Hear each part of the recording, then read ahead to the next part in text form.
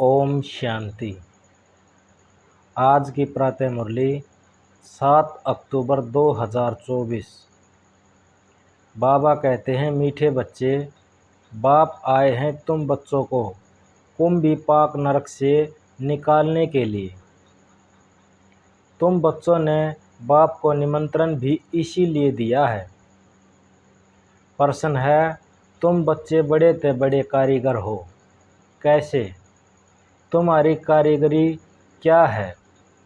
उत्तर है, हम बच्चे ऐसे कारीगरी करते हैं जो सारी दुनिया में ही नई बन जाती है।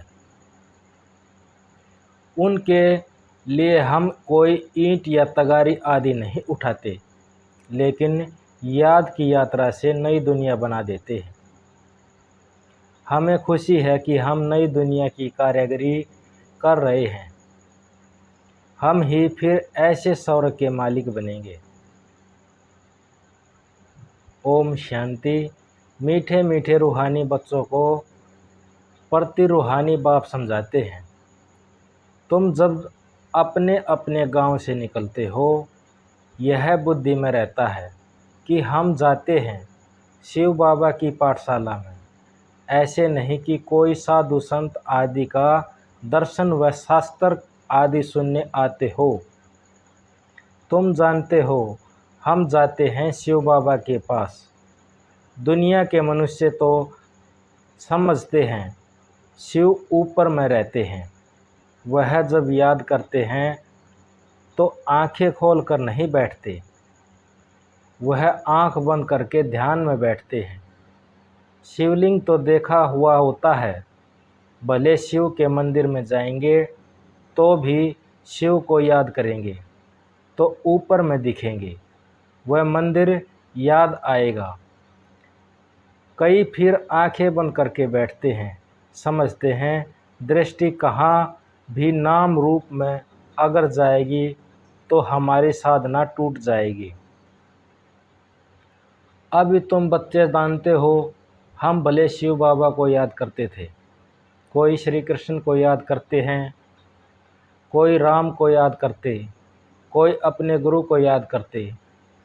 गुरु का भी छोटा सा लॉकेट बनाकर पहनते हैं, गीता का भी इतना छोटा लॉकेट बनाकर पहनते हैं।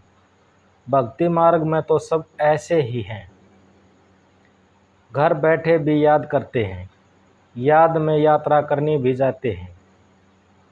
चित्र तो घर में रखकर पूजा कर सकते हैं, परंतु यह भी भक्ति की रस्म पड़ी हुई है। जन्म जन्मांतर यात्राओं पर जाते हैं, चारों धाम की यात्रा करते हैं। चारों धाम क्यों कहते हैं? वेस्ट ईस्ट नॉर्थ साउथ चारों का चक्कर लगाते हैं। भक्ति मार्ग जब शुरू होता है तो पहले एक की भक्ति की जाती है, उनको कहा जाता है अभ्याचारी भक्ति।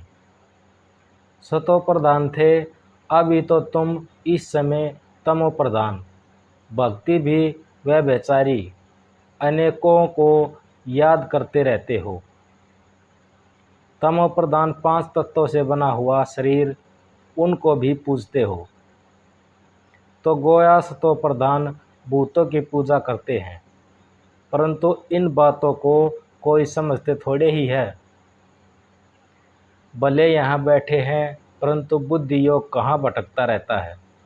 यहाँ तो तुम बच्चों को आंखें बंद करके शिव बाबा को याद नहीं करना है।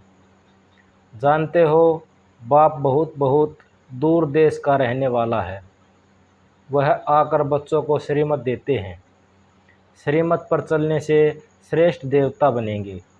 देवताओं की सारी राजधानी स्थापना हो रही है। तुम यहाँ बैठे अपनी देवी देवताओं का राज्य स्थापना करते हो। पहले तुमको पता थोड़े ही था वह कैसे स्थापना होता है। अभी तुम जानते हो, बाबा हमारा बाप भी है, टीचर बनकर पढ़ाते हैं और फिर साथ में भी ले जाएंगे, सद्गति करेंगे। गुरु लोग किसकी सद्गति नहीं करते हैं।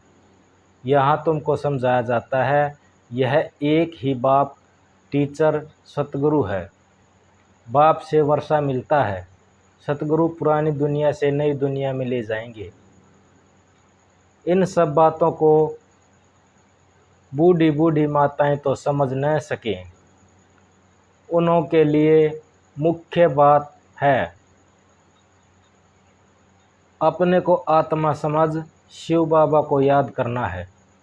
हम शिव बाबा के बच्चे हैं, हमको बाबा स्वर्ग की वर्षा देंगे। बूढ़ी माताओं को फिर ऐसे ऐसे तोतली भाषा में बैठ समझाना चाहिए। यह तो हर एक आत्मा का हक है। बाप से वर्षा लेना है। मौत तो सामने खड़ा है। पुरानी दुनिया सो फिर ज़रूर नई बनती है, नई सो पुरानी। घर को बनने में कितने थोड़े मास लगते हैं, फिर पुराना होने में 100 वर्ष लग जाते हैं। अभी तुम बच्चे जानते हो यह पुरानी दुनिया अब खल्लास होनी है। यह लड़ाई जो अब लगती है वह फिर 5000 वर्ष के बाद लगेगी। यह सब बातें बूढ़ियाएँ तो समझ न सके, यह फिर ब्राह्मणियों का काम है।